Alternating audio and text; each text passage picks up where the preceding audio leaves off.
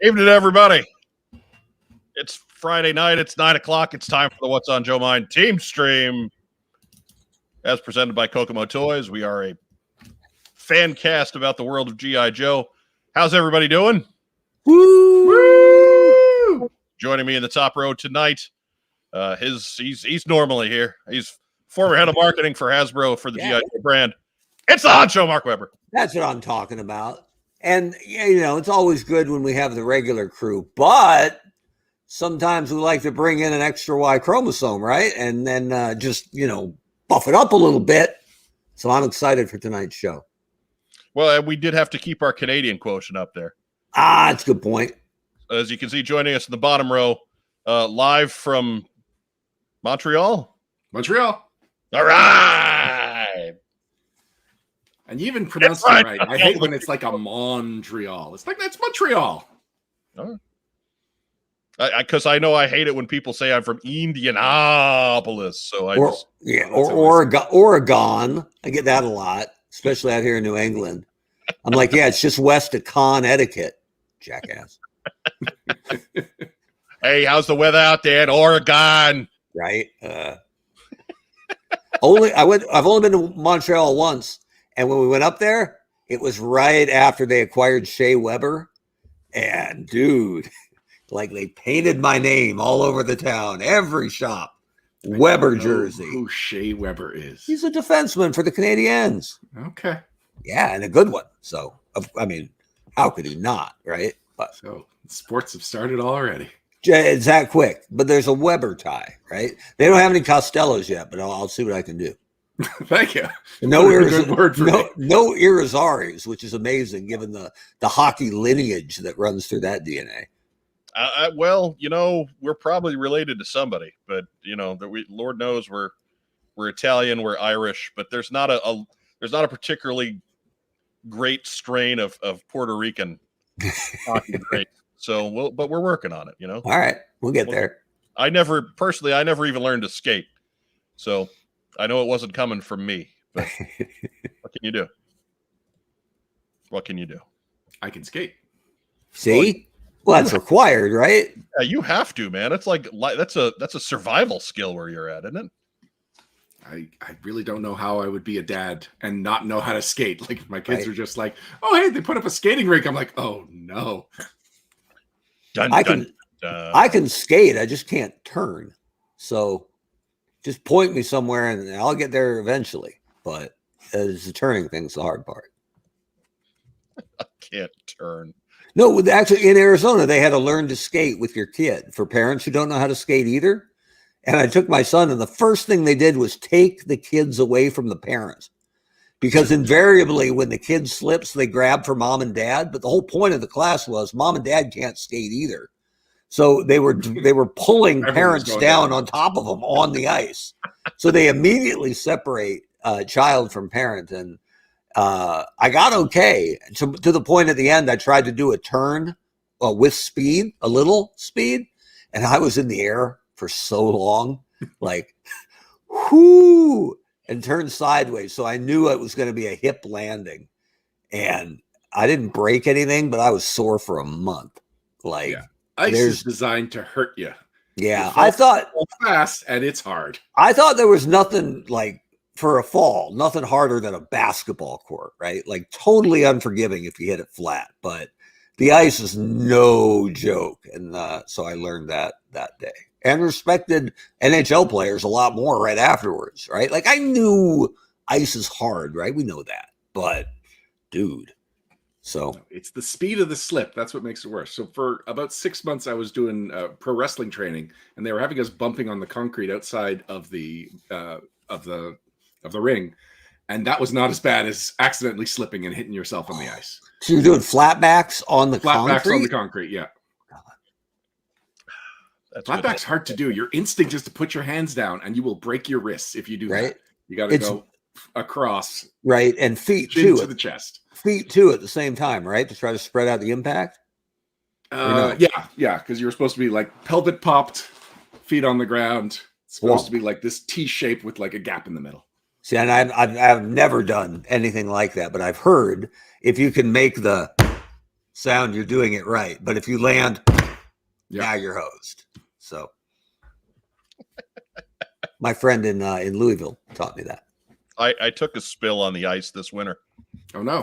And but I found myself doing the pro wrestling fall, like chin in the chest. Yep, that's the important part. I got the shoulders in, so I knew they weren't going back. You know, just took it all in the back. It actually kind of got everything in line back there. So I felt I was bruised, but I was walking normally for the first time in several. It's a great chiropractor. Yeah, it was peak pandemic, so I hadn't been to the chiropractor in several months. But man, I felt good the rest of that day. The next day really sucked. I bet. In high school, my buddy Tim Gates jumped out of the car at a lunch break in December and right onto some ice, and I swear it took him 20 seconds to fall. It was great. He fought it forever and overcorrected and back and forth. And it was almost like, is he doing that on purpose? And then at the end, he's probably making it worse. But it let everybody else get out of the car and watch it and then applaud it when he finally went down. It was a solid bump. Gave it the full Barney Rubble. It was outstanding. So to everybody at home, thank you for joining us tonight. If you are watching us on Facebook, we appreciate it. Go ahead and give us a little thumbs up or a heart or the little huggy guy or something to say that you're here. That lets Facebook know that you're paying attention. If you're watching us on Facebook, go ahead and give our video a like. When we're done, go ahead and give us a comment down below in the big comment section. The live feed is great if you want to converse, but what really helps us in the big picture is the main comments down there. And of course, if you're not subscribed to the channel already, please do so. We really appreciate that. We're getting up there now. We're in the 660s. We are almost Satan's YouTube channel. Nice. We're close. Didn't you just celebrate your 500th? Yeah. That wasn't a just done. No, that was way too long. Right. But there are prizes when we get to 1,000, right, Mike? There are. I hope we can get to 1,000 while they still have some value. Let's do it tonight. They'll have more value. Sure. Look, man, 2 years ago, you could buy a complete bat on eBay for about $55. So, not to touch on our pre-show discussion, but prices are going to the moon. Yeah, I don't know. We have prizes when we get to 1,000, but I'm not talking about them until we get a lot closer. So deal. So spread the word. If you're watching us every week, go ahead, click that little share button and get us around to your various social media circles because it can't hurt. Yeah, if all this beefcake is too much for you to take, you can click the cry button, right? Be like, this is so beautiful, right? Yeah. That's right. I shaved for this. Right? I did not shave. Fair enough. Weber may have, but it's hard to tell. It's hard to tell. I shaved my eyebrows. That's a good start. Good start. I'll get there. I'll get down there. So what do we say we cover some news, gentlemen? Yeah. Before we get to the real meat of this week's episode, let's get to the news. Matthew Comstock, he's got the right idea right there. Needs to create a few bogus YouTube accounts. That's what we're talking about right there. Yeah, it works for other channels. Hey, look, I would take it. I'm not gonna say no if somebody's offering to do that for us. Make sure I got everything added in. Oh, there we go. There's our fake news screen. So first news item, Snake Eyes G.I. Joe Origins finally fell out of theaters this past week, or I guess it was a week ago. So it would have been last Friday was the first day that it was out of theaters. The accent on the word week. See what I did there? What's important is you're not bitter. Hey, man. If only there were numbers to back me up. Right. But finished its domestic run, $28.1 million in a little over 6 weeks. That's rough. Granted, everybody's totals are depressed. That's true. This movie season. The problem wasn't. And those numbers are depressing. They certainly are depressing. The issue isn't so much the number there, but it just did not move the needle at all. It didn't win its weekend, which means it's really the only tentpole picture that didn't manage to do that. And it just, where it lost its opening weekend to Old from M. Night. I hadn't even heard of Old until the week it came out. Yeah. I caught a trailer for it the week before. But whereas Old kind of kept its staying power, and Black Widow kept its staying power, and Jungle Cruise kept its staying power, Snake Eyes hit okay that first week and then dropped off immediately. I mean, we were down to okay is generous. Yeah, that last, well, it did okay, and it needed to do better than okay. It's the last week it was in theaters, it made something like $250,000. It was pretty terrible. So the move to video on demand has been good. It's at least proved that there was an audience for this movie. But I don't have any figures to give you in regards to how many dollars it made. Are there people watching it? Like, I don't feel like anyone that I knew didn't see it in theaters. Nobody's rushed to watch it on demand. I agree with you, but we're also a little bit too far in on that. Like, we're Joe guys. Right. So the people that we hang around with either saw it in the theater or are waiting for it to be on rental, right? They're either they saw it in the theater or they're not going to the theater because they don't think it's safe, right? Like, we're not plugged into the, hey, you know what? Maybe Snake Eyes on demand kind of crowd. We're not tuned into that on the fence bunch. But you got to believe that was Paramount and Hasbro's fondest wish, was that this would be appealing to the walk-up audience, right? And it wasn't. It needed to win its week. It needed to win its opening week, and it really didn't come close to doing that. But true to its trailer, and a lot of trailers are misleading, it was on a new level. Just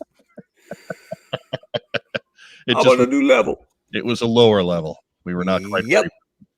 We on the express elevator to hell, going down. Yeah, Rack Time Rob filling in the blanks there. You never get on demand or streaming numbers. The studios never put those out. Occasionally they do. When it's a big win like Black Widow was, they put those numbers out.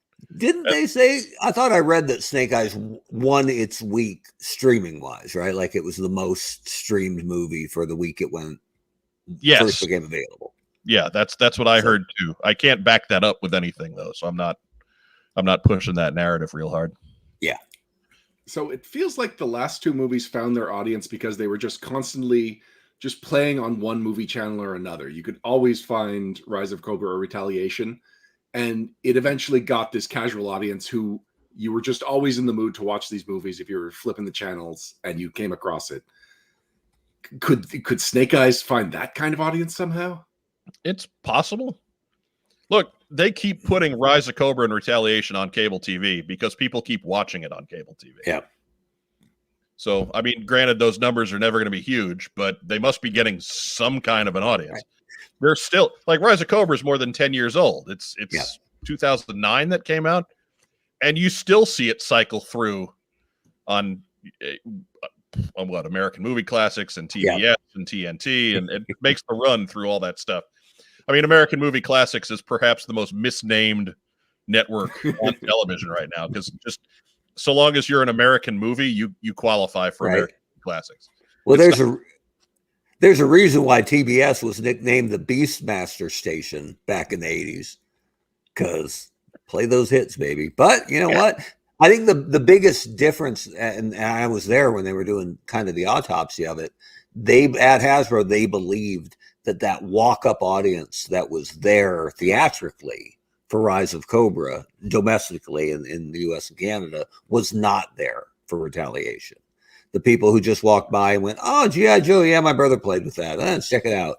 They didn't like it. And when the sequel came out, they didn't get those people. They still got the diehards, and it did better internationally, maybe due to The Rock. But I feel like Bruce Willis still had the last thread of prestige to his name when he was in Retaliation. Yeah. Remember when we first heard Bruce Willis was going to be in Retaliation? It was kind of a big deal. Yeah, we were excited. Made a toy of him. It couldn't have been a small thing. Mm-hmm. They made a toy of John McClane and they pretended it was Joe Colton. Look, man, they were filling a need. They were filling a need. Next news item. Do. Hey, this is Mark Weber's favorite piece of G.I. Joe ephemera. Like how small they are. Right? That is the Jada Toys full nano miniature diecast statue set. This 18-piece set includes G.I. Joe's Duke, Snake Eyes Scarlet, Doc, Dusty, Barbecue, Roadblock, Flint, and Lady J, and Cobra's Storm Shadow, Cobra Commander, Baroness, Destro, Firefly, Bat, Cobra Trooper, Zartan, and Serpentor. That's 9 of each.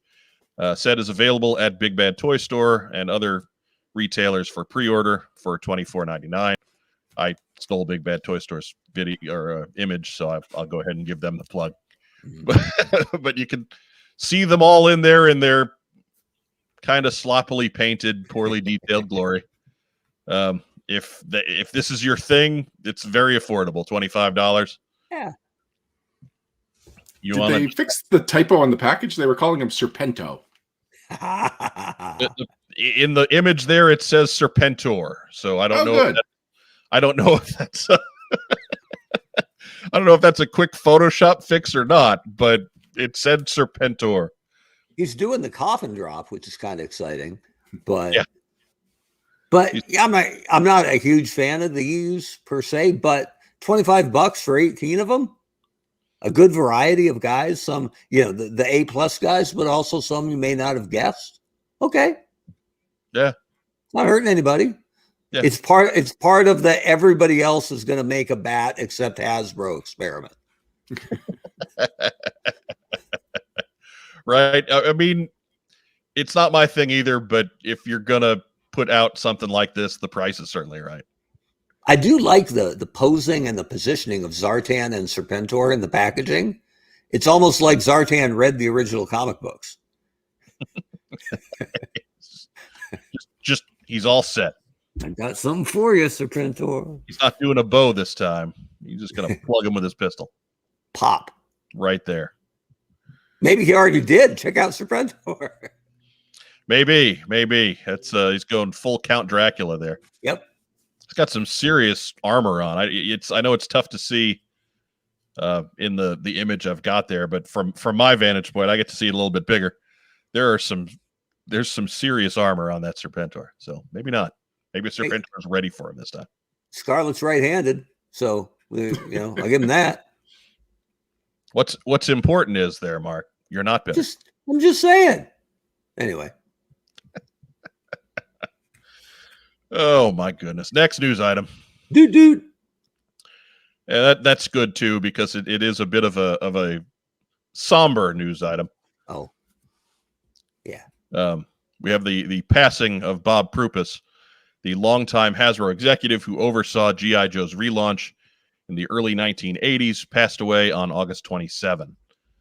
Mr. Prupus started his career in the supermarket management before transitioning to retail. Eventually, he made his way off the sales floor and was working as a toy buyer when Hasbro hired him as a marketer for basic toys in 1978. Mr. Prupus helped establish the Boys Toys division at the company and was named vice president in 1980. He was largely responsible for reviving G.I. Joe in 1982 as a real American hero, as well as convincing Hasbro to partner with Takara to introduce Transformers to the United States in 1984. In 1988, Mr. Prupus was sent to London as Hasbro's first senior vice president of European marketing and returned to the U.S. in 1992 as senior vice president of Hasbro's import division until his retirement in the late 1990s. During his career, he was honored with awards from many industry organizations, including the American Marketing Association, the International Film and TV Festival, and many others, and also won several Telly Awards for TV commercials. Afterward, Mr. Prupus enjoyed swimming and bronze sculpting and was a guest at the G.I. Joe Collectors Club convention in 2010 and 2021. Colleague Kirk Bazigian said, Bob was a friend and a mentor to many of us young marketing executives at Hasbro Toys. He had a dream of bringing back G.I. Joe, so he assembled a small team, and with his motto, no guts, no glory, he convinced a reluctant Steven Hassenfeld, that was Hasbro's CEO, to take a chance on a new version of the iconic toy classic. The success of both G.I. Joe and Transformers gave Hasbro the firepower it needed as leverage to acquire rival Milton Bradley. This led to many other acquisitions that put Hasbro on the path to become the toy giant it is today. Bob Prupus was a legend, and no other person besides my own father had such an impact on my life, end quote. Special thanks to 3D Joes and Carson collecting information for this report. Bob Prupus was 93 years old. Good run. Yeah, absolutely. And Dan Klingensmith had a post on Facebook that talked about his career too. And one of the things that I didn't know and learned was how hard he fought that the G.I. Joe relaunch had to be military, because there was a lot of push internally that it should have been the adventure team kind of thing, that it should have been action and adventure, but that now wasn't the time for a military toy. And Bob was 1,000% behind. No, it has to be military. So the reason why we got tanks is because Bob would not let it be. I don't want to say less, because the adventure team stuff was fantastic too and has its place. But at its core, G.I. Joe has almost always been a military brand. And he made sure that's where the relaunch, the direction it came from. Yeah, we tend to celebrate the creatives who did a lot of contributions to the cartoons and the comics and whatnot, but really the people on the marketing side, on the Hasbro side of it, they really did have a passion for this brand. Like, this is not something that they were just doing to check a box and get a new toy out. You had to really believe in it. You had to believe in it in a way that you understood how kids see it. You had to believe it in a way that you had to convince toy retailers and people from the business side what is so great about this product. So some of the most passionate people for G.I. Joe are the people who were working at Hasbro at the time. And I think that, and in my career, that's when I found that the toys really take off, is when we have to have a good property, basically, or have created a good property. But it's when you can have that sync between marketing and design, because it's kind of rare. It's rarer than you'd think. And you can absolutely tell when the two are not in sync, or when one cares more than the other. So it really is a credit to almost everybody who was involved with the relaunch of G.I. Joe, that they were all simpatico and got along and respected each other and respected kind of the trust they were given in bringing back this thing that was once phenomenal and had faded away. So to all of them, yeah, we owe a big debt of gratitude, and especially this week to Bob. Now, Mike, this picture's got Sarge and Fridge. Was Bob Prupus the one that decided G.I. Joe needed celebrity members of the team? Offhand, I don't know. I don't believe so. But really, I'd have to talk to people that knew what was going on there a little bit better at the time. Mm-hmm. It's a story I don't know. And when you think about it, that's one of the craziest things about the development of G.I. Joe in the 80s, that they just brought in these real people and almost brought in Rocky as members of like a completely unaffiliated toy line. And somebody had to sit down and think that up. And I'd love to know who that was and why they thought that was a good idea, because it was great. I love it. I love the Sarge because of it, but I never in a million years would have understood why that happened. Yeah, I know Kirk Bazigian gets a lot of credit for that, but honestly, he's probably the guy to ask. I don't know if that's true or not, but he would certainly know where to delegate the appropriate praise and credit. I might need to reach out to Kurt Bazigian. Start with the marketer. We know what's going on. You're not biased, though, Weber. You know how many marketers it takes to change a light bulb? Go on. Just one. We hold it up and the world revolves around us. But okay. So, yeah, rest in peace, Bob Prupus. Thanks, Bob. And that brings us to our that's the end of the news.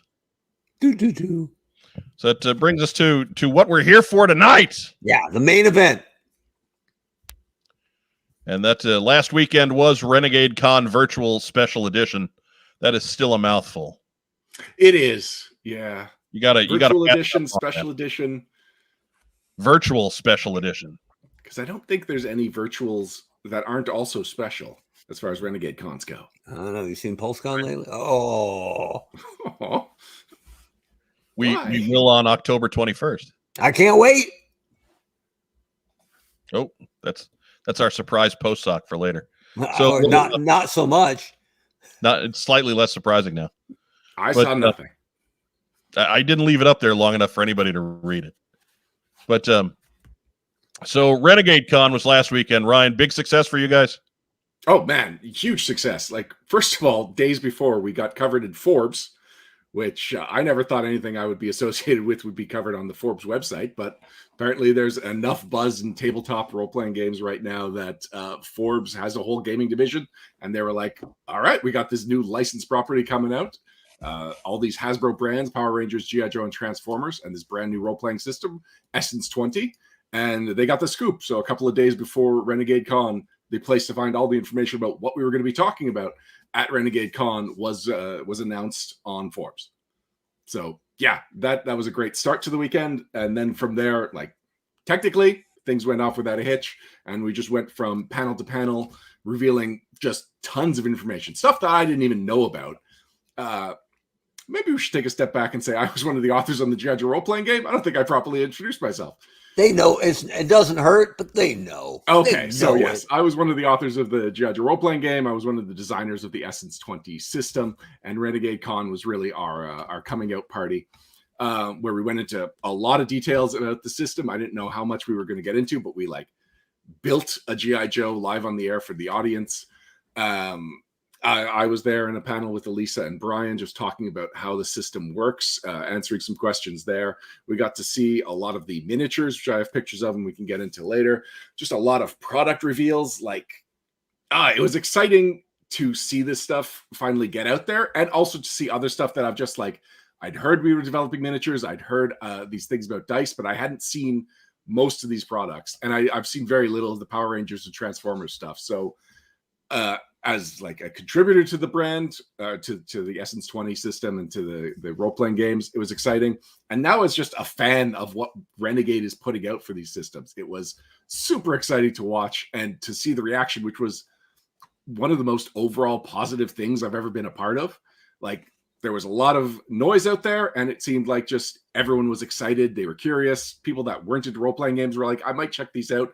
Sounds up my alley. People that are into role-playing games are like, oh, I don't really know these brands, but the system sounds interesting, so I'm going to figure out which of these three brands speaks to me the most. It was just as far as announcements, it was one of the smoothest and most positively received that I've ever seen. Awesome. I mean, anything that's positively received from Jump on the internet is kind of ridiculous, right? Because we all know what direction the internet tends to skew. So that's amazing that it, not just that it came off so well, but that it was so well received. That had to be really encouraging.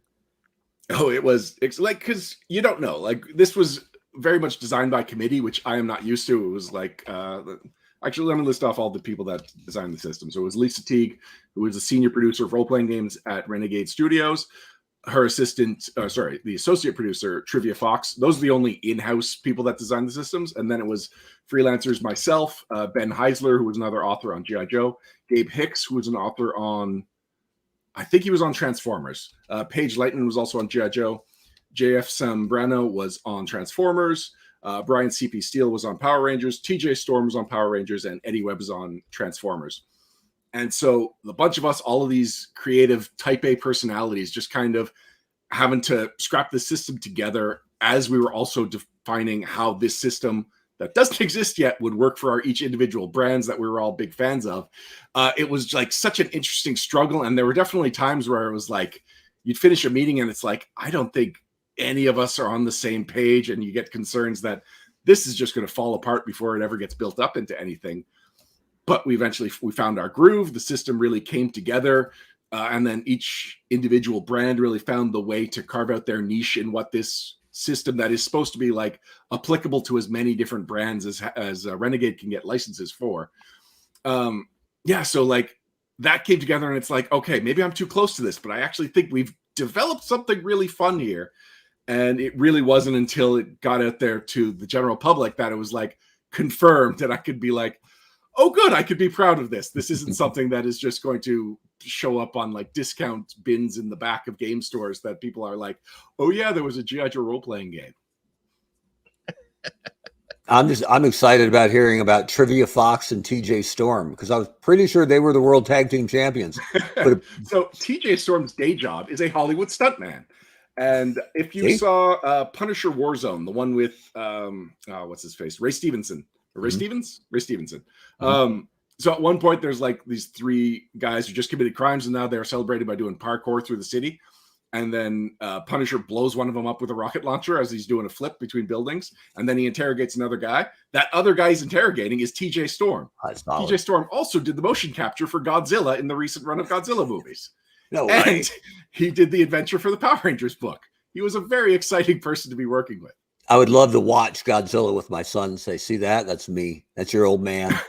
I've seen some of the motion capture things where he's just like fakes, like he mimes breathing fire. And then the three-headed guy is the three-headed dragon monster of Godzilla. Ghidorah. Ghidorah, yeah. So then Ghidorah is like three guys just kind of like huddled together, reacting like they've just been blasted. It's a fun video. I'll see if I can share it. I've seen it on his Facebook page, and I don't know what the sharing status is. But yeah, so Godzilla co-designed the Essence 20 role-playing system with me and several other very talented people. And it's going to be a monster, right? Yeah. See what I did there? Yeah. So, Ryan, about if you were going to put a guesstimate on there, how many sets of eyeballs did you get on the product this weekend? I don't even know how to estimate that. Thousands. There were definitely in the thousands of live viewers, and the videos have been archived to Renegade's Twitch channel, and I was told that they would be posted to their YouTube channel within the week. But so far, the only thing that's been posted was the Power Rangers actual play session. So I have a feeling that people at Renegade just needed some decompressed time after Renegade Con, and so maybe we'll start seeing those showing up this weekend. So for anyone that missed it, it is available on Twitch at a very low quality. I was surprised. I don't know if it's a Twitch thing right now or if it's just how the video's saved. And then they'll start showing up to YouTube. Or actually, maybe the quality problem on Twitch is the reason we haven't seen it on YouTube yet. Could be. Well, we Lord knows we certainly are technically inclined enough on this show to make guesses on that one. No. No, not at all. No, yeah, that's Joe's department. She's elsewhere. But beyond the con, I know that the Forbes article was really circulating all around both the G.I. Joe sphere, the Transformers fans, the Power Rangers fans, and the RPG fans. So like everyone that we wanted to be looking at this, they saw that Forbes article as soon as it released, which is really like the first official word since a year ago, and it was announced kind of quietly that Renegade had these licenses, and there was no real outline of what their plan was for these licenses. And then COVID hit, and so people just were not sure what the timeline even looked like for these games at that point. And now we're getting close to production time, and Renegade's actually being very very honest with how it's logistics. They're saying like, we think that they're going to come out January for Power Rangers, February for G.I. Joe, March for Transformers, but we're in the middle of a global shipping crisis, and so those are our realistic target dates, but we cannot promise them. We're just saying February-ish, March-ish. And so like with all of that stuff, just kind of like this dark cloud that's hanging over the RPG industry in general, it's nice that Renegade seems to have a hit on their hands and that they are addressing the legitimate concerns that that people who are interested in these games would have about when they'll actually get them in their hands. They put them up for pre-order. Everything is up for pre-order now in the United States only. So I couldn't even pre-order these if I wanted them right now. And again, it's because realistically, shipping is super expensive and they don't want to, they don't want to lose money shipping internationally. They also don't want to charge people more for shipping than for the products themselves. So they're like, we will eventually be getting these. All of the pre-orders have like a pre-order bonus, and they are holding back a bunch of those pre-order bonuses for when international shipping becomes available. But they are really waiting until the overall shipping around the world settles down a little bit and people can get these things for a more reasonable price. But if you can't wait for the game, you don't have to, because they've partnered up with Roll20, which is a virtual tabletop. And so you can get digital versions of the rule books through Roll20, and you can start playing them as soon as the games eventually do get released. So in that January, February, March release window, either immediately when people actually do get them in hands or slightly before people get them in hands, they'll be available as a digital content through Roll20. There you That's go. great. There you go. See, there's your question getting answered, Adam Kuzik. There you go. Right? Bam. Boom. Yeah. Now sit down. You're rocking the boat. I Costello dropped the mic on you. See what I did there? Nicely. I didn't even see his comment. It just seemed like the next natural thing to talk about. So Ryan, what we're going to do today is just have you go through the real bare bones. I don't want you to recreate the whole thing that you did last weekend, obviously, because you just got done with it too. Right. But we're going to kind of glaze past the Power Rangers and Transformers entries, not because we don't think our fans would love those too, but we're a G.I. Joe show. That's where we're going to try and keep most of the focus on. Right. But well, also, it took Renegade 2 days of a convention to cover all of that. So let's just talk about G.I. Joe, because that was, a significant portion of the con. I was actually very encouraged about that. I thought it was going to be much more Power Rangers heavy, because that was the first game that's coming out, and it seems to be the one that has the most buzz. But G.I. Joe had a really good showing at the con. But before you get into that, tell us a little bit more about how Essence 20 works. All right, so Essence 20 is a skill-based role-playing game system. So Essence 20 itself as a system is the mechanics behind all of these different games and any other game that we can get the license for. There are 4 main stats for your character. These are called your essences. It's your strength, your speed, your smarts, and your social. And a couple of things about that. I love that we took the stupidest word for intelligence in smarts. And the reason we did that was that we had the 4 S's, and that's where essence comes from. You have your 4 S's, which is the essence of your character. And so you have these like your ability scores would be the equivalent in Dungeons & Dragons, your stats, and it represents just the core of how your character, operates in the world. So if you've got a high strength character, guess what? You're good at punching things. You're good at carrying things. You're kind of intimidating. If you've got a high speed character, that's where acrobatics comes in. That's where like using swords and more finesse weapons comes in. If you have high smarts, you're the scientist. You're, about culture. You're the exposition guy. And if you have high social, you're the face of the group. You're the one that's giving orders, tricking people, negotiating with people, and also dealing with animals, if that's your thing. So, each of these stats has skills in it, and every time you increase the stat, you gain these skills. And every time you improve your skills, what you're doing is you're improving the die you roll when you're trying to do something related to that skill. So if we're talking about athletics and you have to climb up a wall, you would roll a d20, because that's what the 20 in Essence 20 is for, plus your skill die. So if you're very good at it, you might have an 8-sided die, a 10-sided die, a 12-sided die, a really big number die. If you're only okay at it, you might have a D8 or D8's okay, but you might have a D4 or a D2. These are all terms that if you are a role-playing gamer, you know it. If you're not familiar, you've probably seen just a pile of D&D dice, and they're all different shapes. The fewer the size, the weaker the die is, which you have to know. And so you roll the 2 dice together, which is nice, so that you never have to call them a die. You could just say roll the dice, and it's grammatically correct, which is good, because I hate die as singular for dice. Matt Rubin is asking about D2. Yes, there are D2s. I actually, you know what? I will skip ahead to the picture we've got of the dice. So these two disc-looking things, that's actually two sides of the same coin. It's a D2. It's a coin flip. G.I. Joe is a 2. Cobra is a 1. So yeah, when you're trying to accomplish something, you roll a D20, you roll your skill die, and you add them together. And that's the only math you'll be doing in the game. So the most you'll have to worry about is like a D20 plus a D12. And the obvious question here, what's the Joe logo on the dice? You're looking at it. Right. And what does that mean if I roll a 20 and a D12 and I get the Joe logo? Oh, okay. So that is a critical success. And that means that even if you don't hit the target number, the difficulty or the diff, then you still succeed. Okay. And one thing that's extra cool, and this is something that was a combination of TJ Storm and Paige Lightman's ideas, is that the problem is that getting a D12 like shows that you're really good at a skill, but it just means that you could succeed better at the really high stuff, but not more reliably at baseline stuff. And so Paige came up with the idea of the specialization where you just roll a handful of dice. So if your skill rating is like a D8, but you are specialized in it. So like, go back to that climbing example.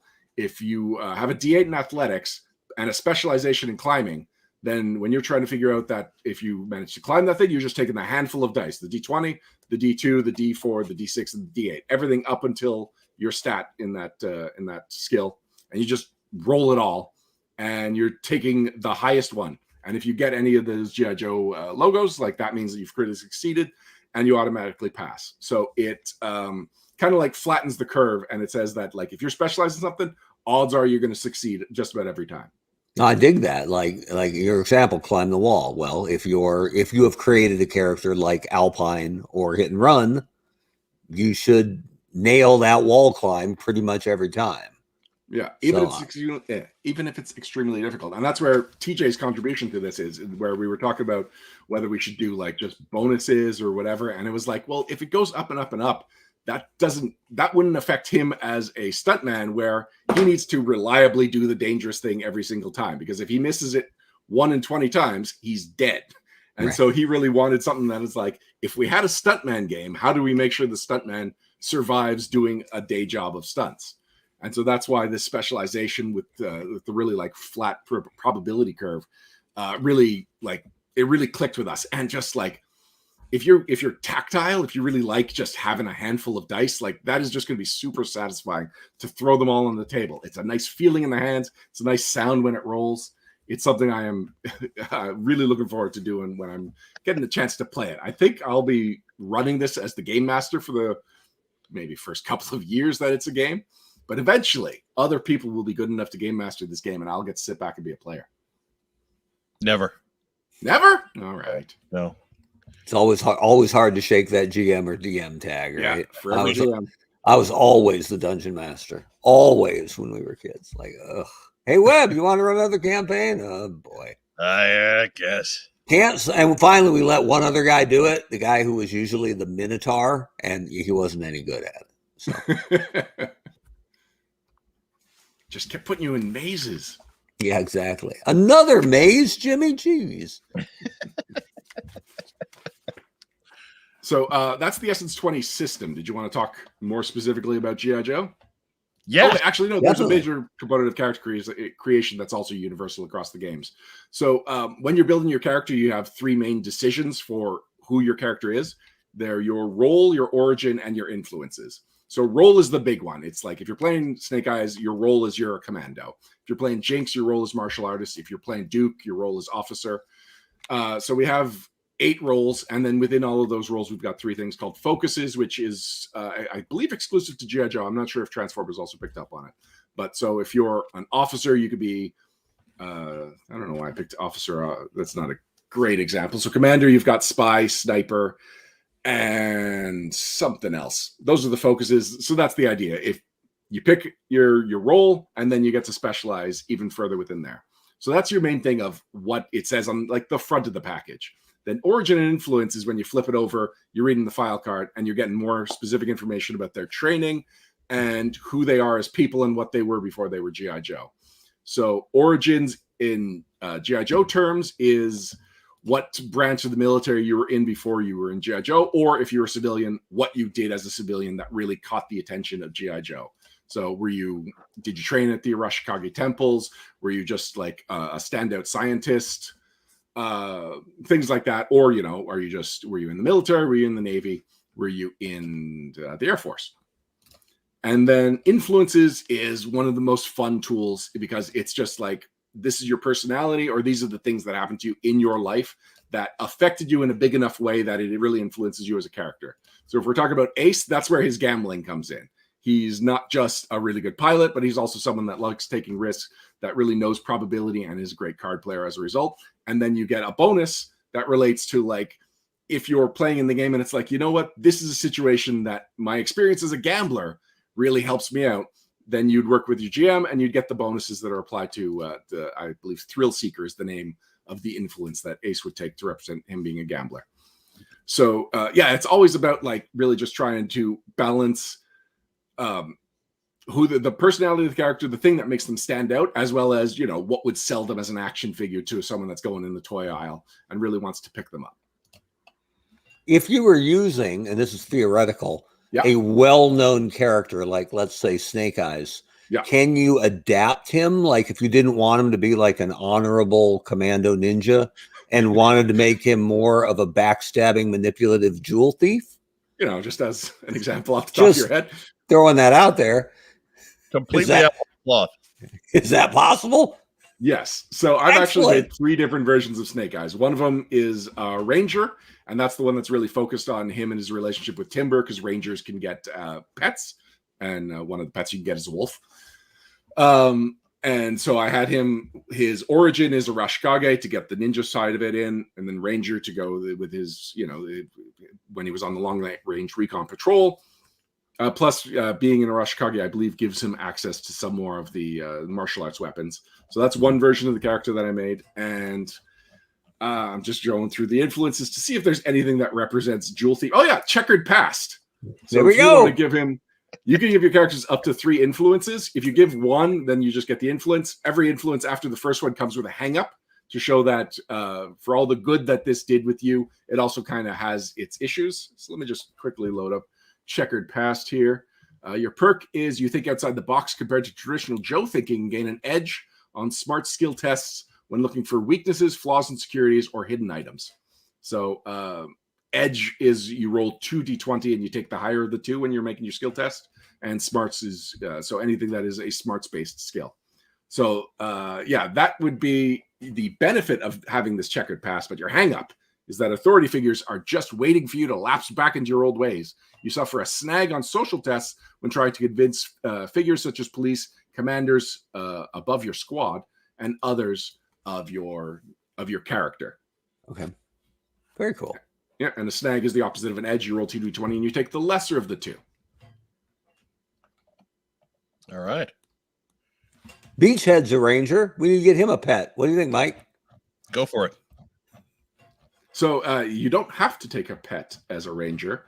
There's, let me just load up the ranger here. Some of the focuses include, no, I missed it. I'm still missing it. There we go, ranger. So the 3 ranger focuses are Beastmaster, so that's the one that gets a pet. Predator. Predator is, in fact, in our list of G.I. Joe examples at the beginning of Ranger, Beachhead is listed as a predator. And so they're people that when they're out in the jungle, they are experts at creeping up on people using stealth and surprise to their advantage. All right, that makes sense. I like it.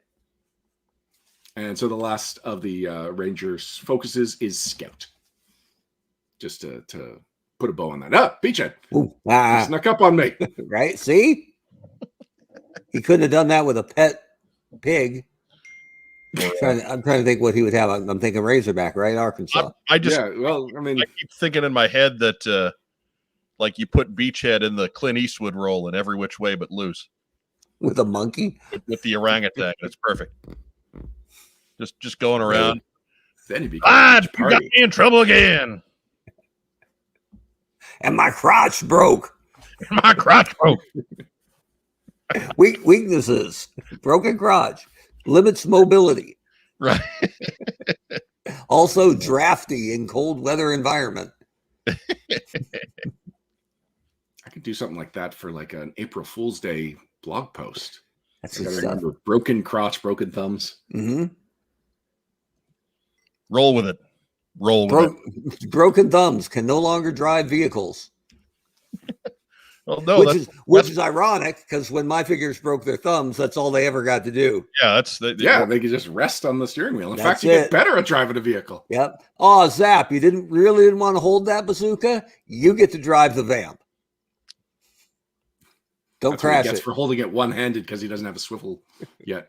Right? Don't crash it. Clutch will be so mad. Anyway. See if I can find Mark's soundbite here. It's a good one. It's probably my best contribution. There was a comment asking if there would be a source book for created characters from the Joe universe, like officially from Renegade. So like a monster manual, but with G.I. Joes? I don't take no guff, and my crotch just broke off. His lips weren't moving, but sound was coming out. What's happening? Right? Ventriloquism. It's one of my key skills. I found this file. Yeah. Anyways. So we don't have a plan for a source book with all the characters as NPCs, but I do have a plan for a blog, and I've already talked to Renegade about this called 3i Joe, and I would take a G.I. Joe character and I would show 3 different ways that you could build them using our rules. That's cool. Thank you. There you go.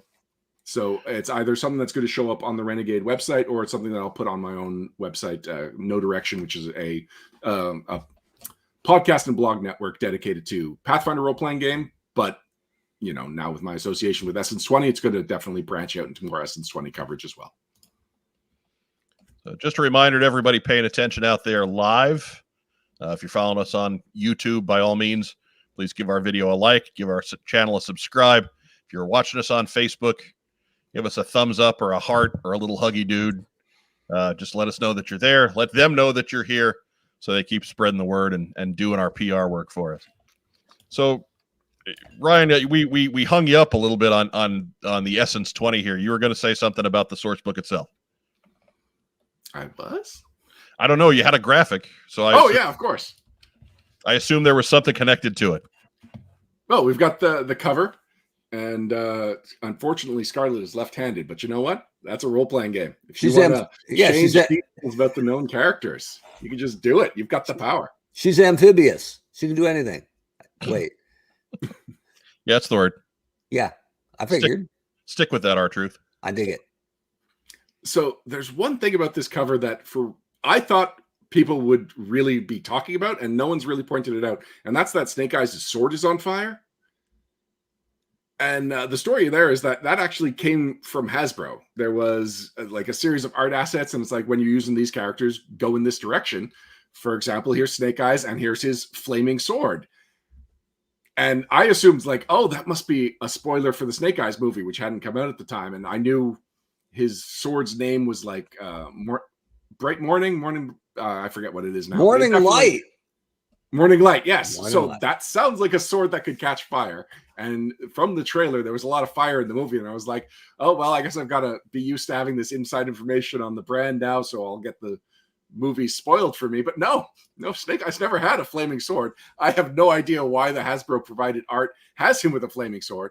But as luck would have it, we have rules for customizing weapons. And one of the things you can do is get your sword or any of your melee weapons to just burst into flames, be covered in acid to deal cold damage, things like that. So the fact that that's not a recognizable characteristic of Snake Eyes does not deter the fact that that totally fits in with the role-playing game that he's on the cover of. We were told that when I was on Transformers that there would be a huge movie moment where Optimus Prime became Silver Knight Optimus Prime, to the point that we sold Target on it as their exclusive program. You're the only one that will have Silver Knight Optimus. And we made toys of Silver Knight Optimus. And in the end, they canned it from the movie and didn't tell Hasbro.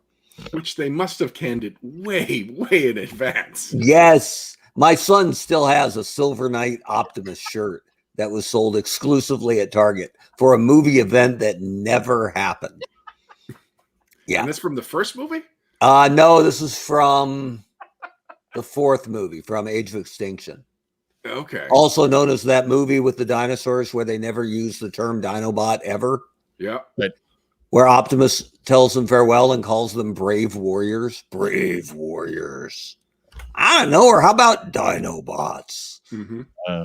Just saying. Just wild animals that we rode into combat. Yeah, just saying. You might call them. I mean, I know you can't name them for God's sake. Don't say Grimlock on film, but Dinobot. You think you could squeeze that in? No, fine. Why can't you say why can't you say Grimlock on film? They didn't.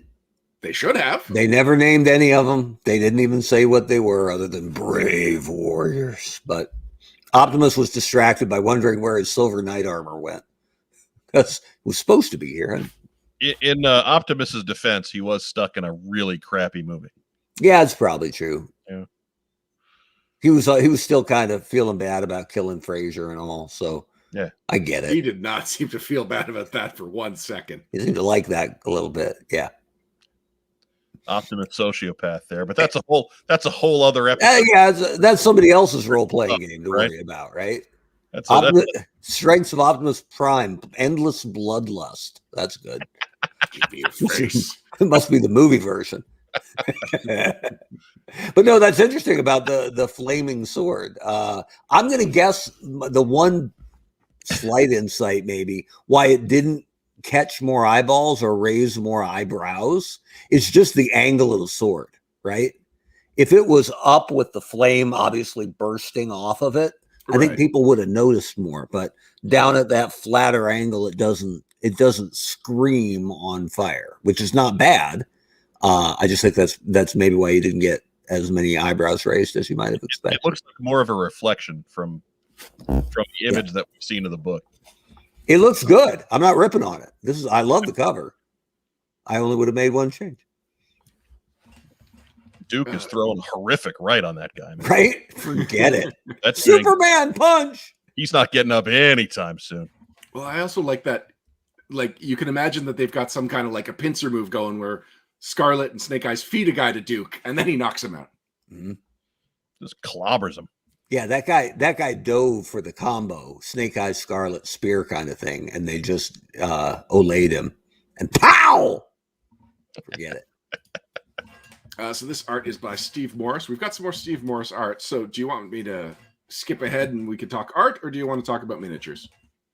Let's go ahead and talk about miniatures first. All right. So this is something that I only know information about as a fan. I knew that we were developing miniatures, and other than that, I really did not see anything or hear any development about it until Renegade Con. So anything that I'm talking about now is not inside information. It's just stuff that was revealed at the convention.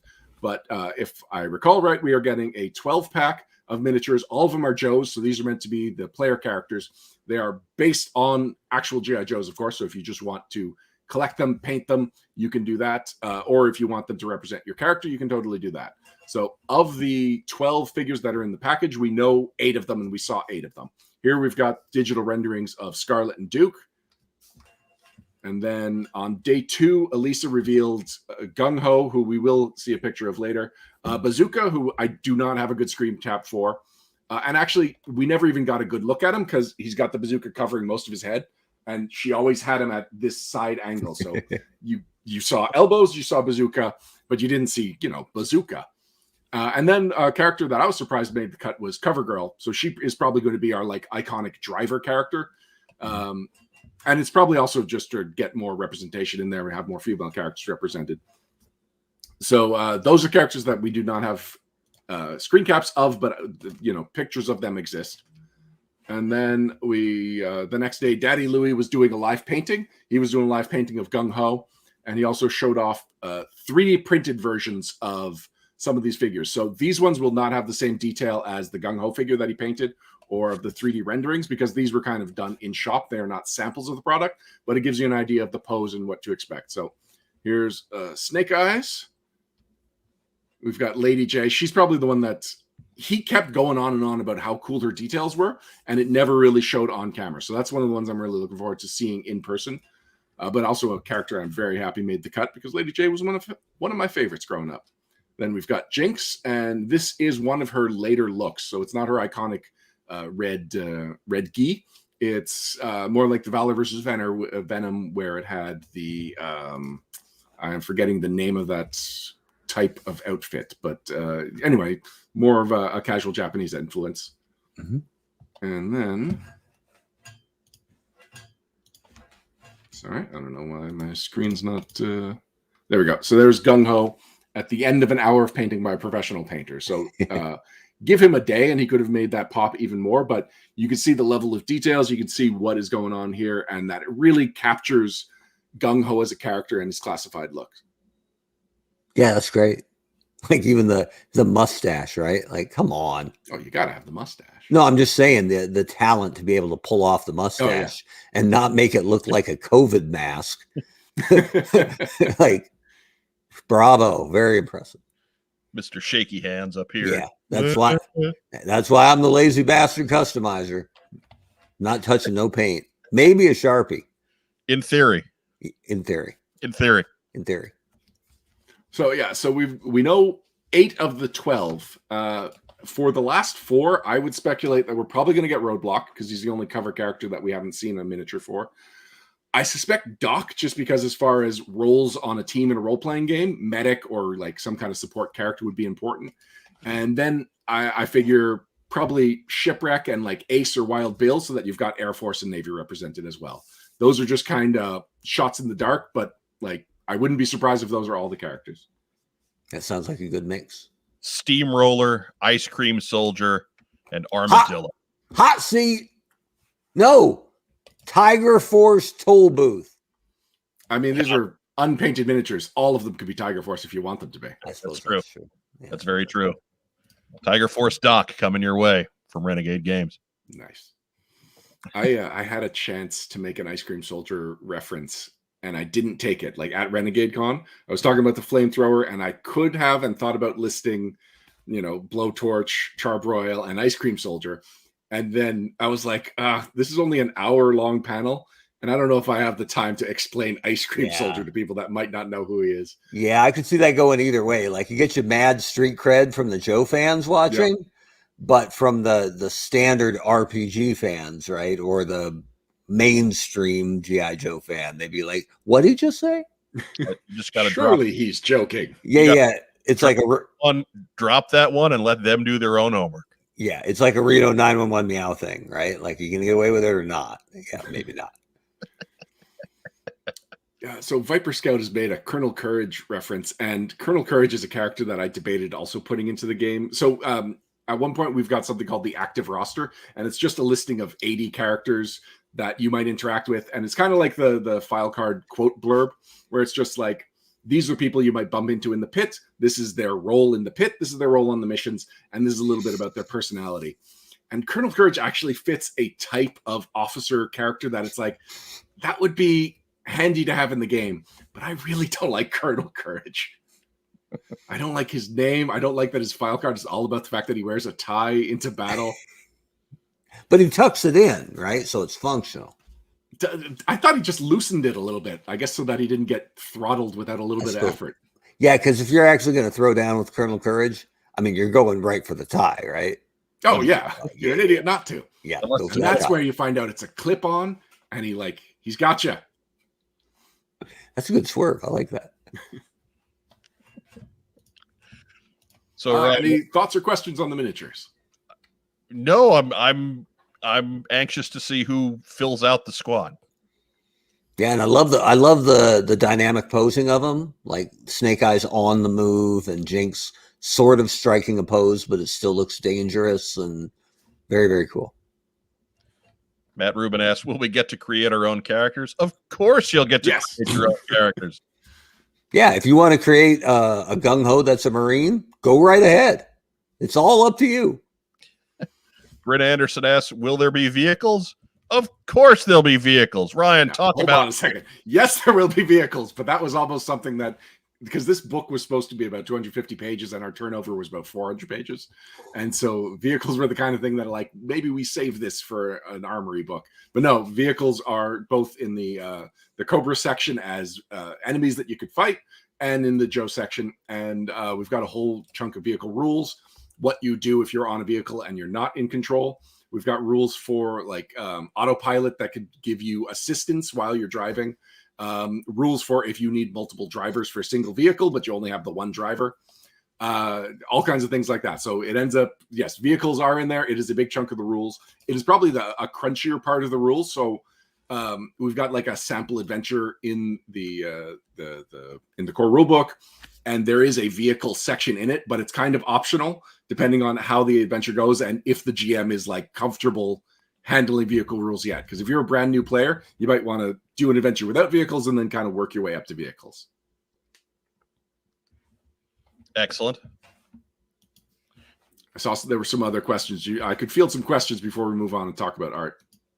Let's go ahead and we'll get to the art because I want to get everything that you have, and then we'll come back and get viewer questions at the end of that. So if you have a ton of questions, guys, just hold off on them for now. Let's get through the art, and then Ryan will take as many of your questions as we have time for. All right. So I mentioned the cover was done by Steve Morris, and if I didn't mention it, the cover was done by Steve Morris. Steve Morris also did some of the interior art, and this is one of the examples. So this, I believe, is going in the origins section, and it's talking about the different divisions of the military you could be from, and that's why we've got Ace in his Valor versus Venom look, Duke in his classified look, and Shipwreck in his classic look with just minor updates. I have seen some people speculating that because this Shipwreck art is here that we might be getting a Shipwreck action figure, and I should just say that we've got characters from like all points of the different like G.I. Joe's main history. And so just because a character shows up in the art here does not have any reflection of whether we're getting them in the classified line. If a character is in the classified line, we went with their classified look.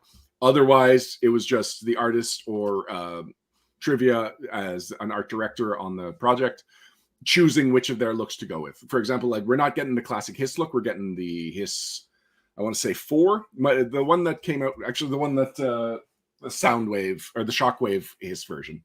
So we're getting a different variety of art and inspiration from throughout the line. And this is a great example of just how the different characters from different points in G.I. Joe's history show up in the book. And if you're dying to know what classified figures are coming in the next 6 to 8 months, just check out our podcast from a couple weeks ago. Yeah, it's a pretty good layout. So what you're saying here, Ryan, is you're confirming Shipwreck. Yeah. No, didn't I say the opposite of that a lot? Nobody listens to you. No. I told everybody to hold off on questions, and what did they start? They start writing questions. Right. Well, nobody pays attention to what's actually said. So Philip Donnelly in chat is saying the DTC Hiss. No, that's the one that Soundwave was made of. I meant to say the one Shockwave is made of, which is the one with like the armored canopy. Yes. Anyway, there's a lot of Hiss. Yeah. Go on. All right. Next up, another piece by Steve Morris. This I call the Faces of Law and Order, because that is Agent Faces that is doing a sketch of Major Blood there. And then that is Law and Order, who are checking out that screen, really just kind of getting a feel for Major Blood. I love the way Order is looking at the screen like he has any idea what's going on. He's totally tuned in. No, he's a good boy. He's like, so that's who I bite, right? I bite that guy? Yes, you do. I'll get his other eye. Yep. So I am super excited that Faces made it into art, because it seemed like I did my active roster and I narrowed it down to 80 characters, and I included characters like Faces because I tried to include a couple of the mail-aways just because I think that they're interesting points in G.I. Joe history. And so Faces was one of those characters. And when Trivia was giving me a lot of the art briefs that they had come up with, for the most part, it was really like Sunbow characters and that era of characters. And so I really wasn't expecting to see the as much variety to the character selection in the art. So I was very surprised when Faces ended up being this prominent character in this look. And a lot of people didn't even recognize it because, you know, it's shot from the side, and just some people were guessing that was Faces, and also then saying like, it couldn't be Agent Faces, could it? But it's Faces. And Agent Faces is based name and facially off a Hasbro employee who's still there. So, I didn't know that. Yeah, Mick Paulino. So I thought it was going to be like Dave Faces. No, Mick Paulino, but a good guy, and obviously a guy who's shown some survivability and adaptability. So good for him. Because Faces came out 12 years ago. Yeah. It's been a while for Agent Faces. Yeah, and he worked on the Joe line quite a while ago. He's not online now. He's moved on. Well, moved on and up. But good for Mick getting in the book. Shout out to Mick. Hey, Mick, will you sign my Agent Faces picture? Well, and that's Bazigian in the background, right? Oh, yeah. So I don't know who the dog's based on, but okay. Order. Probably. He's a good boy. Right. Another artist we've got working on the book is Robert Atkins, and I am super excited that Robert Atkins is working on this, because when I think G.I. Joe, like through like a modern lens, Robert Atkins is the person that can really capture the like gonzo nature of some of the original designs, but also bring them up and just make them look incredibly cool. And Dr. Mindbender with his suspenders, abs, and codpiece is the perfect example of a character that just no and yet yes. I love that the codpiece is so heavy that he needs metal straps to hold it up. Right? That's a man right there with his 14-pack. Now, who's in the back of the tank behind him there? Who do you want to be in the back to tank behind him? Ice Cream Soldier. It's Ice Cream Soldier. Hey! Or like just some generic Viper. He's ready to wrestle Slaughter for the big time NWA belt in 1986 in that picture. Good Lord. Yeah. Mindbender's jacked. He must work out. It's just the tension. It's like someone made fun of his monocle or his boots or his codpiece, and he's like, Hulk smash. It's a mistake. It's a mistake. I love the accuracy of the weird probe thing. Cattle prod. Yeah, that he came with originally, right? That's outstanding. So when I was statting out a lot of the Cobras, I was going to 3D Joe's and just making sure any of the accessories that are explained or named, that I was trying to get like as accurate to the original figures as I could. And so his torture devices, whatever, I don't remember what they're called now, but the attacks were named after the proper toy accessory that he came with. That's great.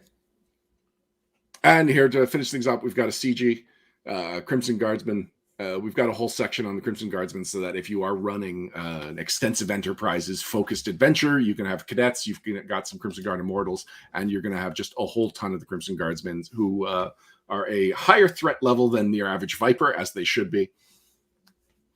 And also have like all kinds of rules for their double lives and stuff. I think like the cadet has like double life, and then the Crimson Guardsman has like double career, and then the Crimson Guard Immortal is like, I don't know, something even grander than a career. It's not just a job, it's an adventure. I forgot to mention a second ago when you mentioned Robert Atkins, totally on board. Like, I think awesome. He just, for modern art, Atkins and Jamie Sullivan, I just think are through the roof. So I got mad respect for those two guys. And for lots of the current Joe artists, but those two guys, that's top shelf, I think. So that is it for my slides. All right. We'll roll right into some questions here. Phil Donnelly asks again, was some of the art taken from the old Battleground mobile game? So when we were originally discussing what we were going to do with art, I let them know about the Battleground mobile game, showed them a whole bunch of samples, and they were like, wow, these would be perfect. We could really use these as placeholders. We can base rules around knowing what assets we have. We just have to get in touch with Hasbro, see who owns this art, and see if we can access to it. And it was months of not hearing back from Hasbro about whether we had the rights to use it. And eventually them just saying, as much money as this would save us and as awesome as this would be, no, we don't have access to any of the Battlegrounds art. Ooh. So Viper Scout asks, will there be cross-game compatibility? Will we see Mobat versus Megatron? So yes, there will be cross-game compatibility. One of our early play tests was each team developed a fourth level character of their brand, and then we all fought a Power Rangers villain. And what I really appreciate about that is that it meant I could just focus on getting a whole bunch of the recognizable characters as the threats in the threats section at the back of the book. And if you want something like wacky or some kind of giant mutant, like a Mega Viper, you can go to Power Rangers and look at their threats and be like, yeah, all right, that's about like a Bio Viper. We can use that in this combat. And likewise, if you want to have the sea legs, some kind of giant robot show up. You can go to the Transformers book. You can try and find something that's approximately the right threat level and throw your Joes at it. And Joes have weapons that would be good against Transformers, like EMP stuff and anti-armor attacks. So those options were not written specifically for the interaction with Transformers, but when they were written, Transformers was also written with that in mind, that it's like, you know, a Joe could be specialized as a Transformer hunter, and this is how it would work out. So make sure you keep that in mind when you're designing the Transformers rules. There's not necessarily, like, some people have said, like, oh, can I make Optimus Prime a Red Ranger? And it's like, we don't have those rules yet. You could cherry pick, like, you could definitely take influences from any of the books when you're creating your character, because that's like the most brand agnostic. Although, you know, some of them are brand specific, like green shirts is an influence in this one. If you were a green shirt and spent some time with the Joes before you actually became a member of the Joes, you get certain influences when you are lending assistance. So that's an influence that you probably only want to use for a G.I. Joe character. But if you have all three books, you do have a greater access to character creation options, and especially as a GM, more toys that you can play with. Matt Rubin asks, will the game be available to play online via Roll20 or Fantasy Battlegrounds or some such? Yes, it will be. In fact, we have a partnership with Roll20 that is where you will be able to get the digital assets for the game, and you will be able to play it with friends across the world. What I think is going to be important, I don't know just how many people have a local group of people that are as big into these brands as they are, but I definitely know, like, enough people to get together and fill a table for a G.I. Joe, Transformers, probably even a Power Rangers game, even though that's not quite, you know, my age group and level of interest. But yeah, Roll20, I think, is really going to be an asset when it comes to filling up tables and getting this game actually played. Well, and we all hope, you know, that the pandemic subsides, you know, quickly, but on the off chance that it doesn't, the ability to pull up a chair at your own house and play these games with your best friends, no matter where they are, is definitely a big pull. So I dig that.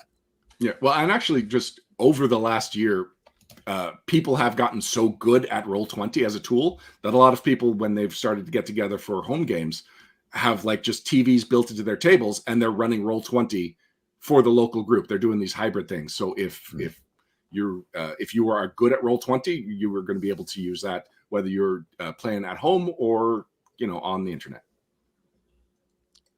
Adam Cusick asks 3 questions. Will we get to play Cobra? That's one question. That's one question. He's got the other 2 coming. Okay. So what I can say is that in addition to the core rulebook and the products we've shown, we've announced that there will be an adventure called Operation Cold Iron. We've announced that there will be a GM screen and it will come with an adventure, and that there are more books to come. Seems legit.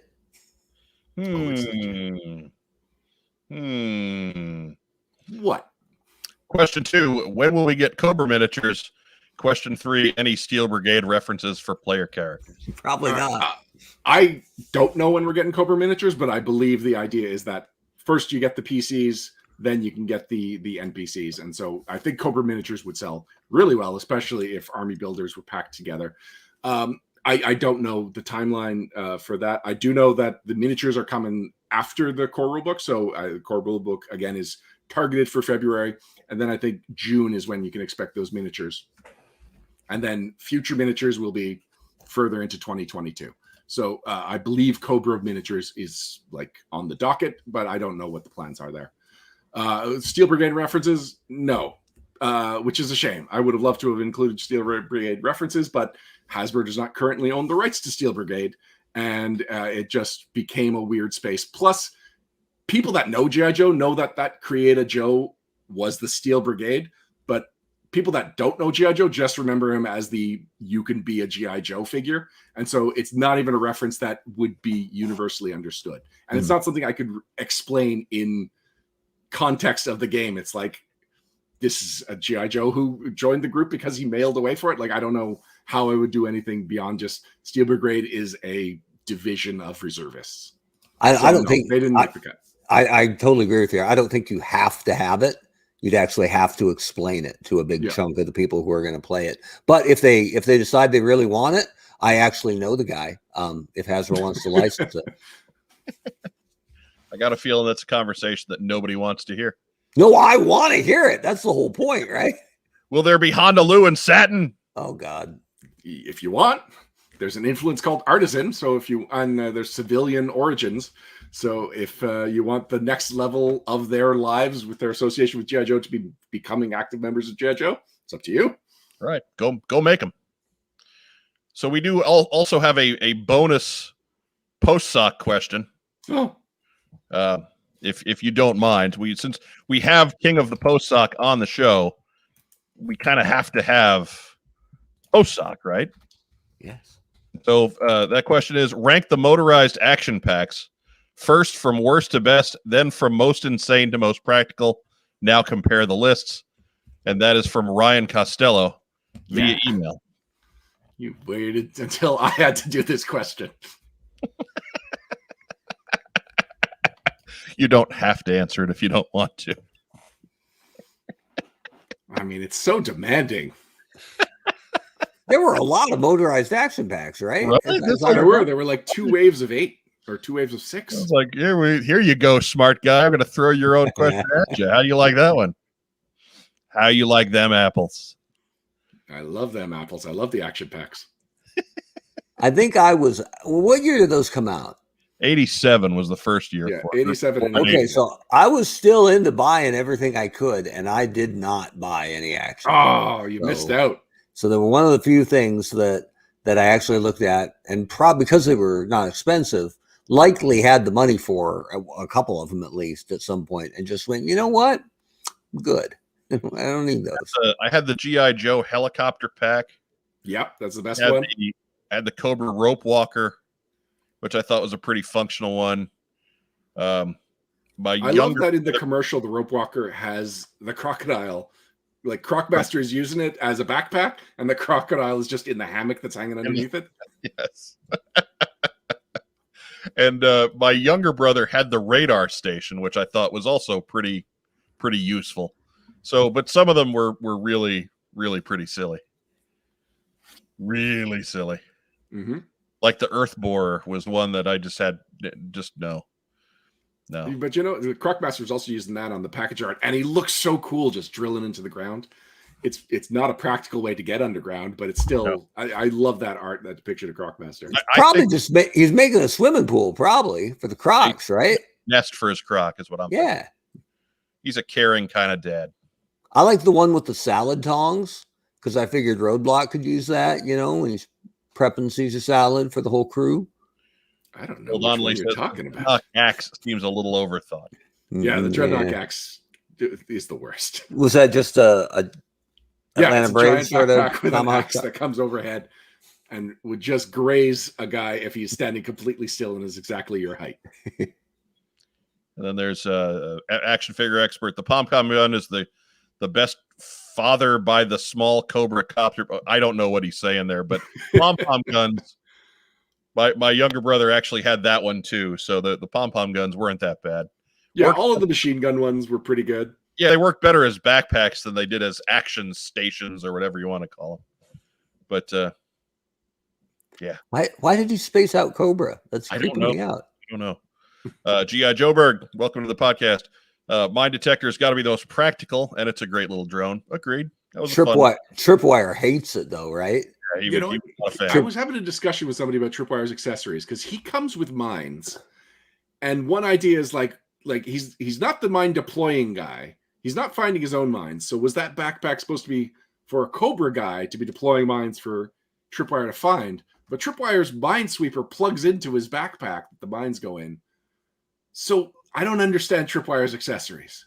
Yeah, unless he's planting mines to keep himself a job, right? Right. Like, put one or here. He's like, well, there's no mines here. They're what they are. They're fake mines. So he can be like, hold up. Go over there. And then he's like, look, this could have been you. I'll just throw it on the backpack here. Somebody I was talking to suggested that they weren't mines, that he's just really into extreme frisbee. And I countered that they were mines and he's into extra extreme frisbee. I like the idea that he would find a mine and just slam it on his backpack and then stack them, right? I'll just stack them on top of each other. What's the worst that could happen? let's go ahead and make the turn into the final stretch and get into what we got in. Ryan Costello, you're our guest, buddy. What'd you get in the last couple of weeks? I got nothing in. I've been going. So my area has been swimming in Cobra Commanders and roadblocks from the classified line. And I don't know if you can see, I cleared up some space in my my Cobra Dio, and I had the idea that I would get a classified Cobra Commander, paint it gold, and have it as like this massive statue in the middle of the basement. So of course, as soon as I get that idea, suddenly there's no Cobra Commanders in any of the Toys R Us around me. So I've been doing a lot of shopping, but not a lot of buying. All right. Well, I'll see if I can help you out with that. Oh, cool. Thank you. Now we're talking. Help you out with that. Because if there's one figure that we occasionally see out on the pegs out this way, that's the guy, Cobra Commander. It's not Roadblock. It is not Roadblock, because Cobra Commander is the one that they put out when he showed up in Wave 2. He was half of the case, and then they put him out again in Flint and Lady J's case, and so there's Cobra Commander upon Cobra Commander upon Cobra Commander. So they're out there. I don't know where they get to, but somebody has to be buying them. But if I ever see one out there, it's Cobra Commander. In fairness, though, balancing waves is pretty hard. It's not hard at all. It really isn't. It's not hard. It's not hard at all. Mark Weber, what'd you get in? Well, this is dumb because it's not even there anymore. But I got I'm getting a little more obscure here, but it's the Sonic Boom tank, right? I got that a couple weeks ago, but I'm saving it for something else. And it was missing an interior wheel from inside the non-moving treads. So it only had 3 good rolling wheels. So this week I got in a Sonic Boom tank tread, and I've already bogarted the yellow wheel off the inside to make my my Sonic Boom tank functional. And it's kind of a shame because it's in pretty good shape. It's got all the Street Fighter stickers all over it, and I'm going to peel every one of them off because it's never going to be a Street Fighter tank for me. I like it because it looks, even though it is a chunk neon yellow, it's pretty good, all drab olive green and dark gray tracks. Pretty good little G.I. Joe-ish tank. It's the Cobra Paralyzer in less paralyzing colors, and I dig it. So now it rolls. Now I can get to de-stickering it and making it a little more Joe-worthy. So, but that's it. It was a light week. Next week will be better. Does the Paralyzer have foot pegs, or is it just the driver, as far as like compliments? To put on it? Yeah.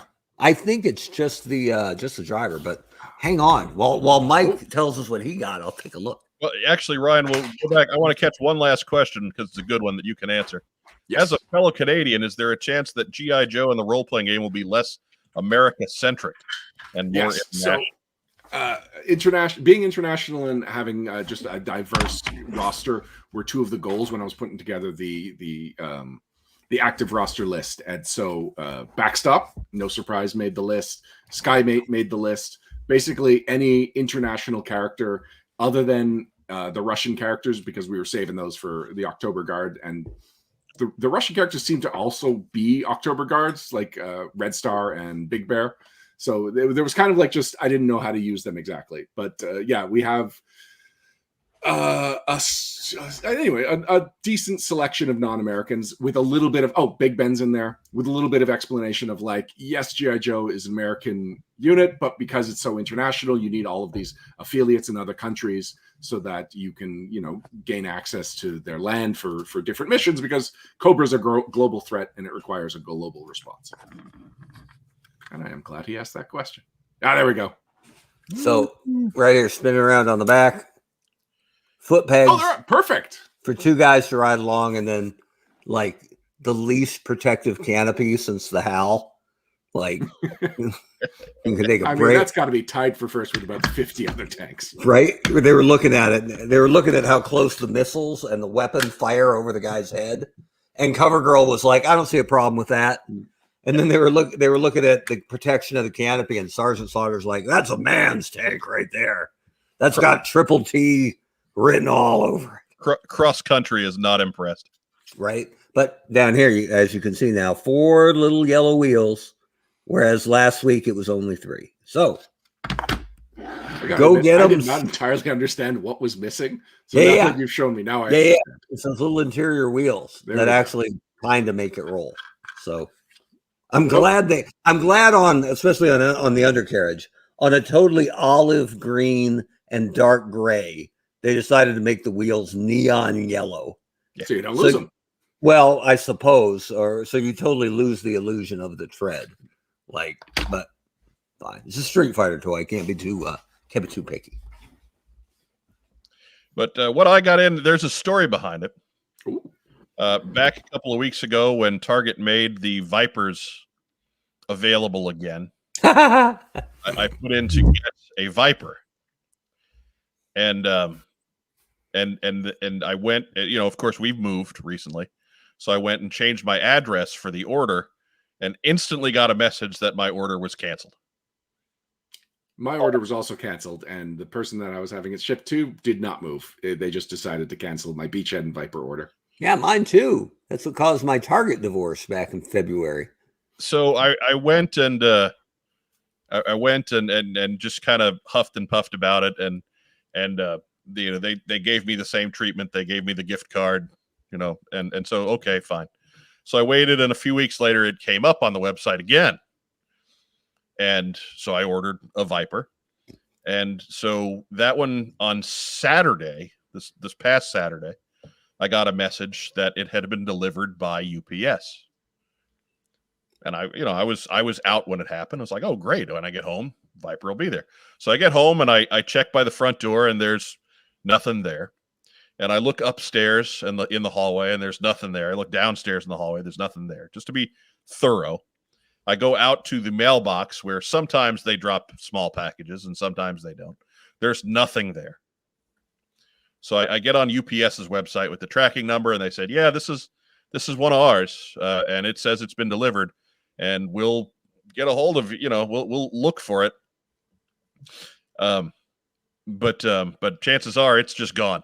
So you might want to get a hold of who you bought it from. So I go back to Target. Of course, the Viper is not available anymore. And they're like, well, we can give you a refund. And I'm like, fine. So I take the refund. So we get to Wednesday, 2 days ago. Refund is in my account, right? It is done. The process is complete. And what shows up at the door?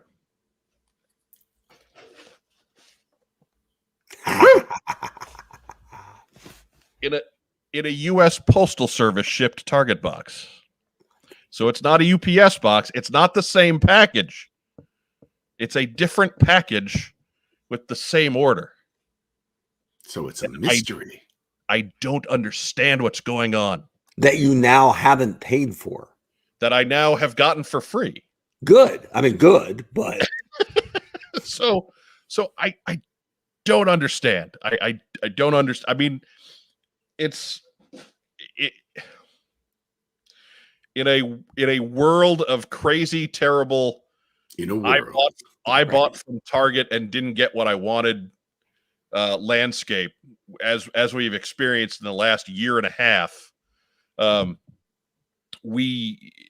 feel fortunate that the ball bounced my way in this particular case, but I don't understand why. So please don't hate me. Don't be too terrible in the comments. We're going to try not to. This is actually the whole purpose of getting this Viper was to send it off to the honcho. Oh, in thanks for his sending me a Beachhead way back in the day. Ah, what a deal!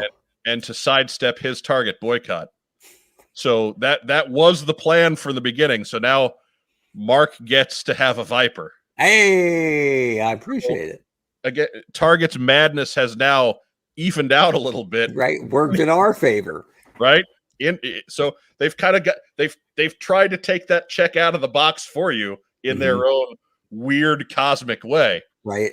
I don't understand what's going on here. Sometimes it's just good to be what's on Joe mind, I guess. I don't know. And kudos to Target for really figuring out this how to deliver things to people who pre-ordered them sort of conundrum they've had so much trouble with. Yeah, UPS tracking number Like UPS had the number. They didn't say, "Oh no, this isn't our package." No. Right. It said from the very beginning. It said it was going to be shipped UPS, and now the one that comes in the mail has a postal service. I don't get it. And the numbers are totally different, right? Yes, completely different. Target. So yeah, so there you go, Mark Weber. Hey, I appreciate it. We'll get that in the mail to you at some point this week. But Well, and I appreciate Target looking out for me. Finally, in a very weird and haphazard and not planned way. Looking out by proxy. And now that I have, or I'm going to have, my Viper that I should have had through the grace of Mike Irizarry, maybe I've been too hard on Target. Maybe, forget it. Screw you, Target. Never going to happen again. So there get your together, Target. It's accidentally free Viper as a result of all the trouble that you've been put through. Man, I do appreciate it. Thank you. And the Target, you still suck.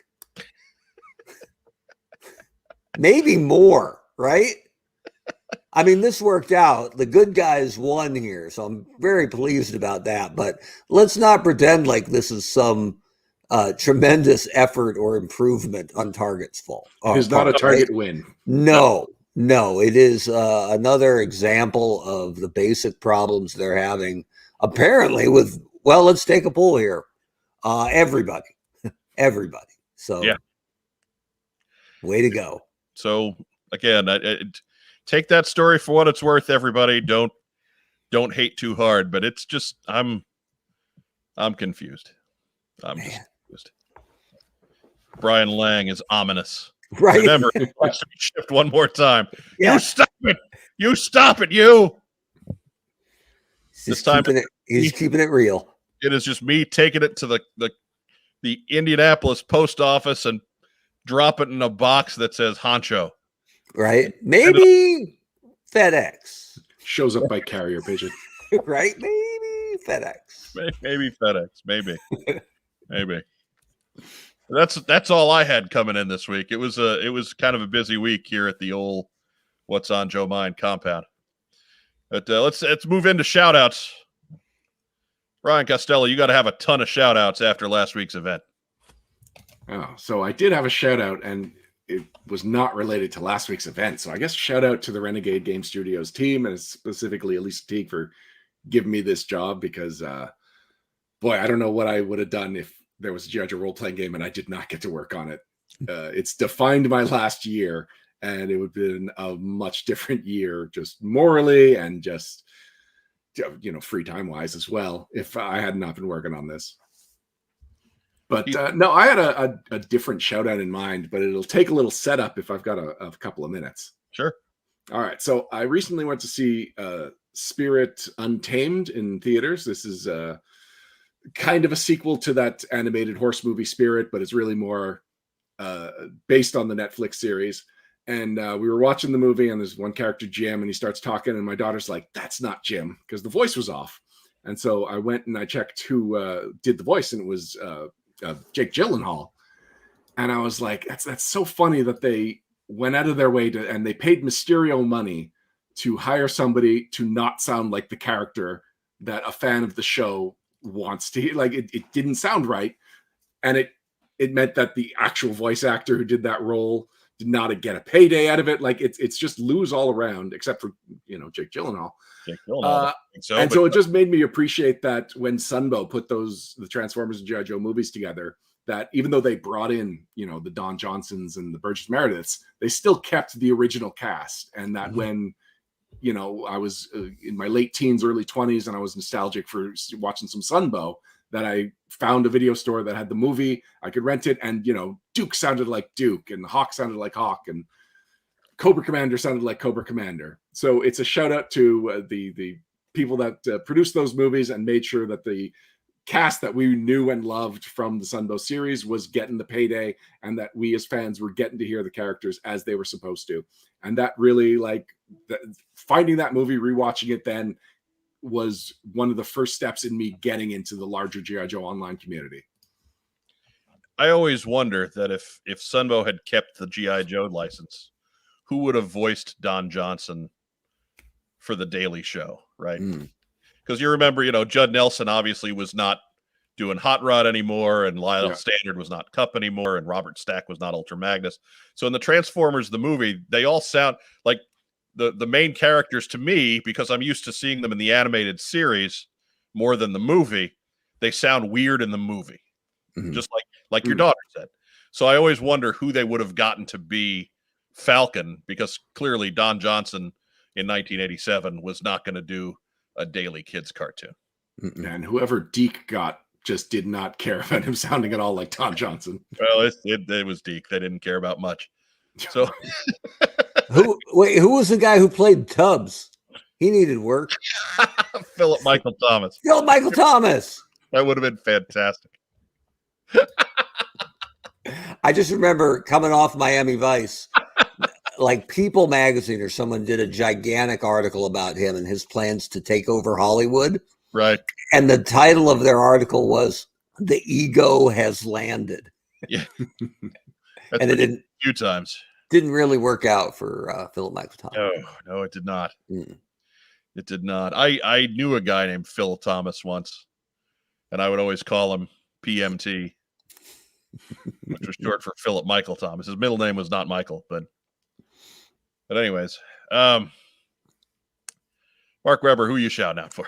Just one guy this week. It was Bill Nedro's birthday this week, who wrote some of the best G.I. Joe. We would say fan fiction. Some of the best G.I. Joe stories ever written are from the mind and the pen of Bill Nedro, who wrote them for the Kindle Worlds G.I. Joe program a couple years ago, and he's also one of the main, if not the only, author for some of the Valaverse books for Bobby Vala's Action Force. So huge Joe fan, great guy, and I hope it doesn't. If it sounds like I'm overselling it, it's not. His stuff was fantastic. So I love what he's done. Look forward to what he's doing down the road. Great guy, good friend. Was he the one that wrote the Stiletto story? Yeah, and it was his. And it was his new character Stiletto that won that contest and got turned into an action figure. So just an absolute role-playing game. There you go, great. Just a fantastic guy. And had I continued on the Joe brand, I would have had Bill more involved with the official G.I. Joe brand, because I think his stuff is that good. So to Bill, happy birthday. Glad to have you in the community. And for my shout outs, we started this summer with all kinds of water problems on the West Coast, that there wasn't nearly enough of it. And now we have moved into the late summer where there's way too much water on the East Coast.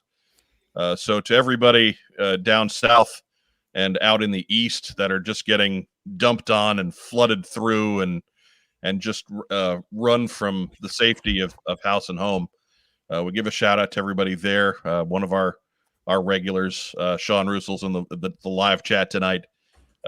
He was not at home. He was driven from the house down in Louisiana, and he is certainly not the only one. So our thoughts go out to everybody affected by all the screwy weather in the eastern half of our country this week. Also want to give a shout out to Racktime Rob, the fourth man and unsung hero of the What's on Joe Mind podcast. Oli the Rock. Give a shout out to Joe Colton, our normal co-host, who is out at Dragon Con this week, and hopefully she is wearing a mask. Trapped in a shoe, from what I understood. Right?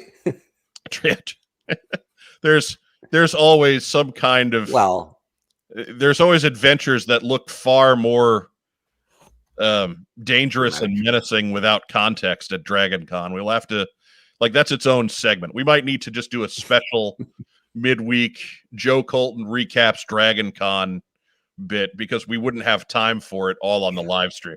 And the shoe trap thing was really a fait accompli, right? I mean, have you seen her toes?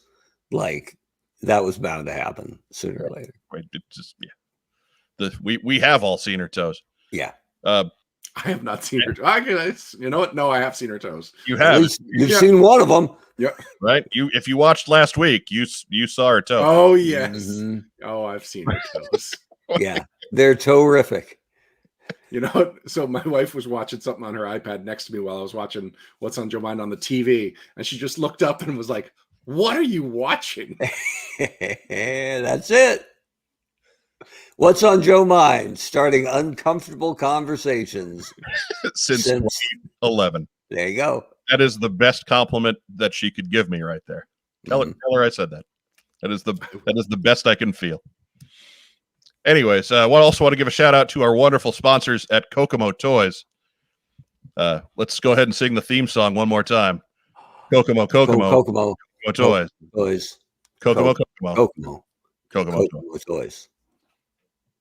Really hit the post on that one. Yeah. I mean, your falsetto in that upper register is just piercing. I love it. I've been working.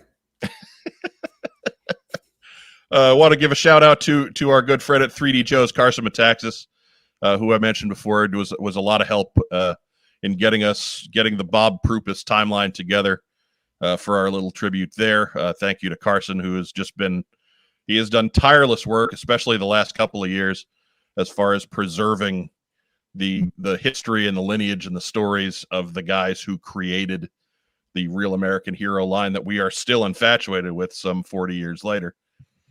And of course, to our guest host, Ryan Costello. And actually, can I give you all a shout out for putting off last week's live show so that you weren't competing with a Renegade seminar? I really appreciated the gesture there. No worries, man. I have to admit I made a mistake. You put up your schedule, and I had it in my head. Oh well, he's putting up what's going on Saturday, and so that I'm setting up my time. So it's like, well, I'll be online for this, and I'll see this, and I'll see this, and oh, that's Friday.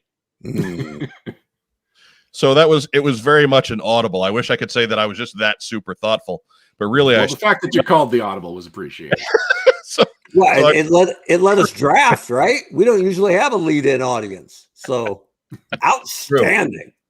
True. We get to just coast in on the back, the Renegade rub. Yeah, right. I mean, the shows before us are usually like those hostage video G.I. Joe shows. That's true. Next, we are going to talk about what's going on in this. I'm glad you gave an example because I had no idea what you meant by a hostage video G.I. Joe show. Oh, yeah. They're not good. What's important is, Mark, you're not bitter. Well, what do I got to be bitter about? Come on now. I'm living the dream. I've got to use that a whole bunch tonight, and that makes me also very happy. Hey, man, at least I'm consistent. Right. Again, Snarky Mark and the Spunky Bunch. Yep. Still bitter. Still hate Target. We're good. Roll camera. That about wraps it up for us here at What's on Joe Mind. Remember, if you want to reach out to us, we are at any number of the social media outlets that you see in the description box below. If you want to pre-order the fine games available. We didn't even talk about the deck building game. We went almost. I didn't work on the deck building game, so I could have only talked about it as a fan. Sure. It's probably great, but the lack of Costello makes it questionable. I will send that review to Renegade. There you go. We will have to. We're giving it the official wait and see. Yeah, a lot of Atkins artwork in that deck, as I understand. I think he did more art for the deck building game than he did for the RPG. Yeah, Atkins is big time. Top shelf, Robert Atkins. Don't start going into detail when I'm winding it up, man. Not now. Whatever. Now. That reminds me of a story. Now it's time for the news. For my co-host Mark Weber, for our special guest host Ryan Costello, co-author of the G.I. Joe role-playing game from Renegade Games, available this February. Pre-orders down below. Go click there now. Yes, and make sure to catch the AEW pay-per-view this Sunday when Honda Lou and Satine take on TJ Storm and Trivia Fox in a steel cage. It's going to be a good match. Satine. Okay. Whatever. Anyways, I'm your host, Mike Irizarry. Thanks for joining us here on the TeamStream. We will catch you next Friday. You have a great weekend. Get vaccinated. Wear your mask. let's stay safe out there and get this over with. Stop pointing. Rest of the weekend. Happy Labor Day, everybody. That's my thing. Beer.